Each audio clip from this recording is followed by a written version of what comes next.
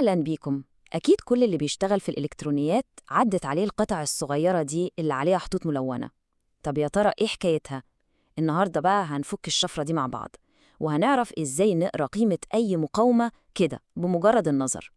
آه، الموقف ده بيتكرر كتير. الواحد بيبقى ماسك مقاومة في إيده ومحتاجها ضروري، المشروع مهم، ويسأل نفسه قيمتها كام دي؟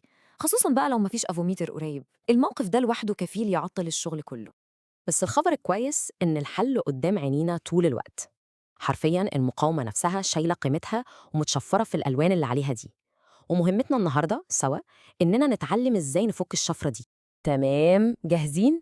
يلا بينا ندخل في الموضوع على طول ونكشف السر ورا الكود ده. هنشوف إزاي شوية الخطوط الملونة دي بتحول القطعة الصغيرة دي لكتاب مفتوح أي حد فينا يقدر يقراه بسهولة. الموضوع أبسط مما نتخيل. كل لون شايفينه ده ليه رقم معين بيقابله، ولما نرص الألوان دي جنب بعضها بترتيب معين، الترتيب ده هو اللي بيحدد القيمة النهائية للمقاومة. يعني من الآخر هي فكرة عبقرية وبسيطة جدا، أول ما الواحد يفهمها خلاص. طيب ده بقى الجدول اللي هو حجر الأساس في الموضوع كله. ممكن أول ما الواحد يشوفه كده يقول يا نهار أبيض كل ده حفظ، بس صدقوني الموضوع بيجي بالممارسة. يعني بعد ثالث أو رابع مقاومة تقرأ قيمتها هتلاقي نفسك مش محتاج تبص على الجدول ده أصلاً. الألوان هتبدأ تتكلم لوحدها. تمام، دلوقتي إحنا معانا مفتاح الشفرة اللي هو الجدول. جه الوقت بقى إن نستخدمه صح. يلا بينا نشوف إزاي هنطبق القواعد دي عشان نحول الألوان دي لأرقام ليها معنى. العملية منظمة وبسيطة جدا. بصوا، الشريط الأول ده أول رقم، الشريط التاني ده تاني رقم بنحطه جنبه على طول. نيجي بقى للشريط التالت وده المهم. ده مش رقم بنكتبه، لأ، ده بيقول لنا نحط كام صفر بعد الرقمين اللي طلعناهم. أما الشريط الرابع والأخير ده قصة تانية، ده بتاع نسبة الدقة أو التفاوت في قيمة المقاومة. كفاية كلام نظري، مفيش أحسن من التطبيق العملي. يلا بينا ناخد كام مثال حقيقي ونشوف بنفسنا الموضوع ده سهل إزاي لما نمشي عليه خطوة بخطوة. نبدأ بأول مثال، مقاومة ألوانها بالترتيب بني، أسود، أحمر. يلا نمسكهم لون لون. طيب من الجدول، البني قيمته 1 والأسود قيمته 0. نحطهم جنب بعض يبقى معانا رقم كام؟ 10. لحد كده تمام؟ نيجي للشريط التالت اللي هو لونه أحمر. الأحمر قيمته 2، وبما إنه الشريط التالت فده معناه إننا هنضيف صفرين. يعني جنب ال10 بتاعتنا هنحط صفرين، فالقيمة النهائية هتبقى إيه؟ 1000 أوم. وطبعاً في شغل الإلكترونيات الألف أوم دي بنقول عليها ببساطة 1 كيلو أوم. شفتوا الموضوع بسيط إزاي؟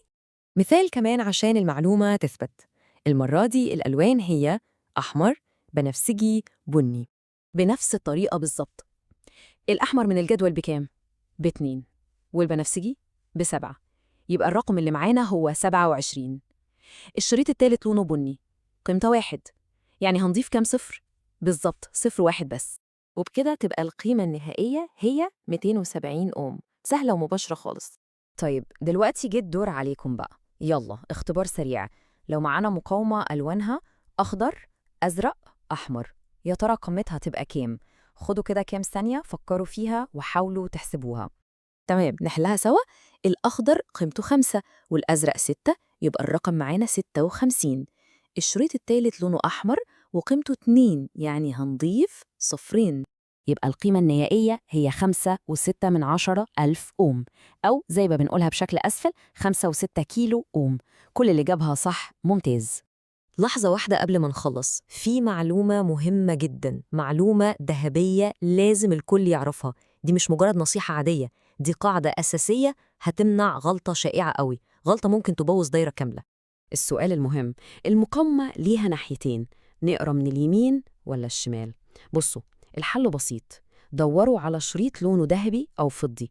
الشريط ده دايما بيكون في الآخر، ده بتاع نسبة التفاوت. فإحنا بنعمل إيه؟ بنبدأ نقرأ من الناحية التانية البعيدة عنه. القاعدة دي هي اللي هتضمن إن القراية تكون صح كل مرة. بسيطة هي. طيب ممكن حد يسأل سؤال منطقي جدا، طب ليه كل ده؟ ما الواحد يستخدم الأفوميتر ويريح دماغه. والإجابة هي إن المهارة دي بتفرق، وبتفرق جدا كمان. لما الواحد بيتقن المهارة دي شغله بيبقى أسرع وأدق بكتير. تخيلوا كده إن قدامكم علبة مليانة مقاومات أشكال وألوان، وتقدروا في دقايق تفرزوها وتطلعوا اللي محتاجينه بالظبط من غير أي لخبطة. ده بيوفر وقت مش طبيعي، وبيضمن إن الدايرة اللي بتتبني سليمة وبتدي ثقة في كل خطوة. ودلوقتي بعد ما فكينا الشفرة والألوان ما بقاش ليها أي أسرار، السؤال اللي بيطرح نفسه: إيه أول دايرة هتتبني بالمهارة الجديدة دي؟ المعرفة دي هي مفتاح يفتح إمكانيات كتيرة جدا في عالم الإلكترونيات.